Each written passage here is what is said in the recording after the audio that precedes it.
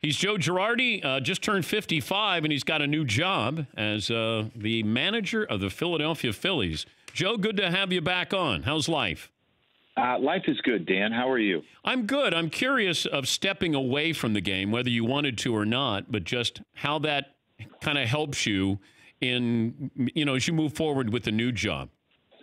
I think it makes you realize a lot of things. I think, number one, it makes you appreciate the game more and helps you understand. Don't ever take it for granted, and it teaches you how much you really miss the game when you are away from it. I think it gives you a different perspective for a couple of years, a perspective maybe where you're not under a microscope in everything that you do, and you can watch and enjoy the game and learn from the game and learn about people.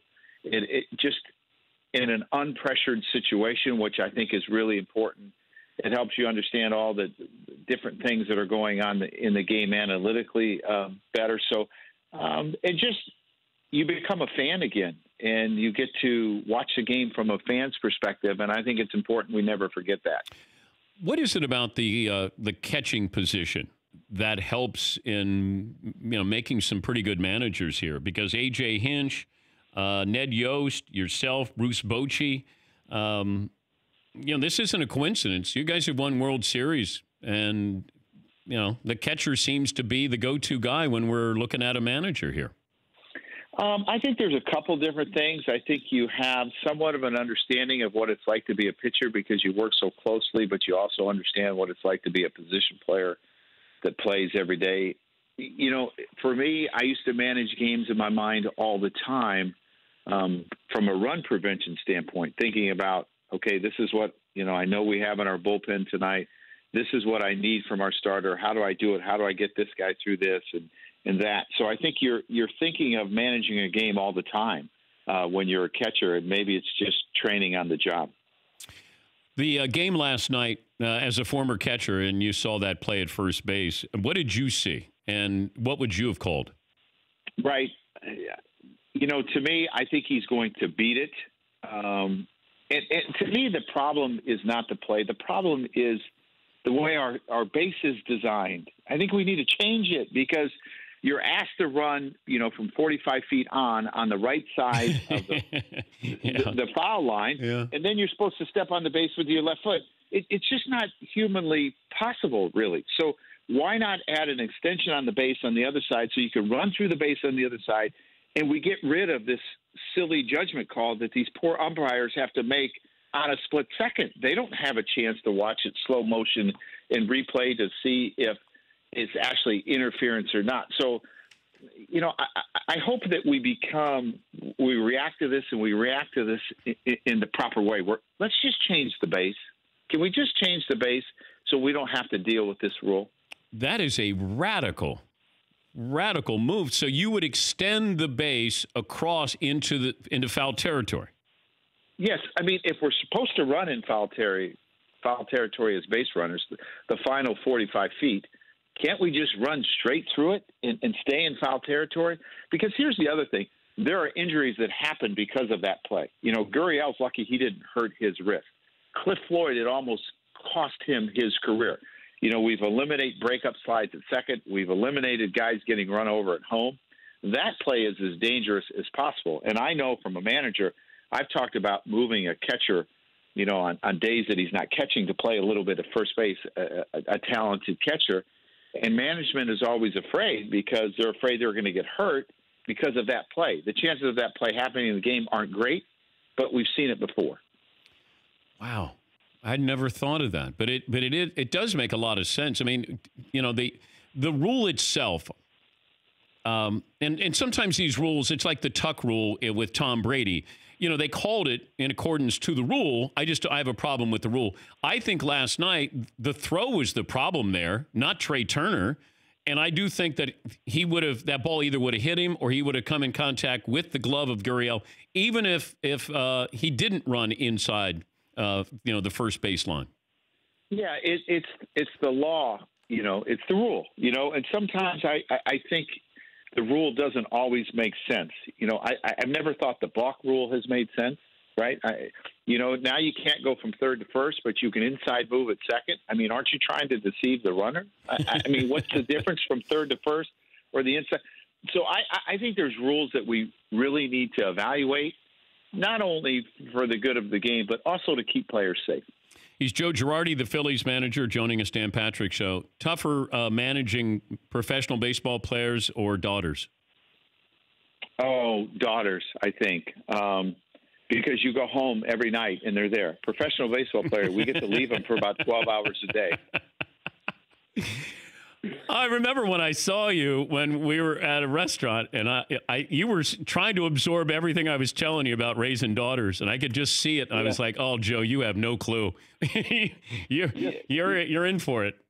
Well, they're 20 and 13 now, and I have a son in between who's 17. So I'm knee deep in it, and it's awesome. And they're daddy's girls, and I love it. But I mean, sometimes it's tricky. What is the biggest change that has to happen with the Phillies? We need to stay healthy as an organization, number one. We need to keep our bullpen healthy. We need to keep our leadoff hitter healthy and just keep players on the field. That's first and foremost. And I think if we do that, we give ourselves a really good shot in our division. And players have to play to their potential because I think there's a lot of talent here. And I really believe there'll be some additions that come along just like any other team during the offseason. And I'm excited to see, who those players might be, but health is really important. Of all the pitchers that you could put on the mound for a Game 7 in today's game, aside from yours, so you don't get caught with that with the Phillies, but who would you want on the mound? Well, I think if you look at today's day and age, I think Garrett Cole has been the most dominant pitcher.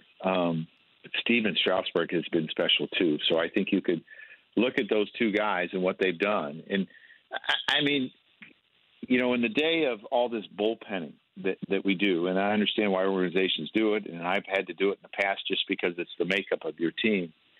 Think about how important starting pitching has been to this series and how they have, been a big part of the success for these two teams. So you could handpick a number of those guys that are in this series and put them out there. You caught Dwight Gooden's no-hitter, I think, and David Cohn's perfect game. Is that right? Correct. Correct. Now, what do you get from Dwight Gooden and David Cohn after that achievement?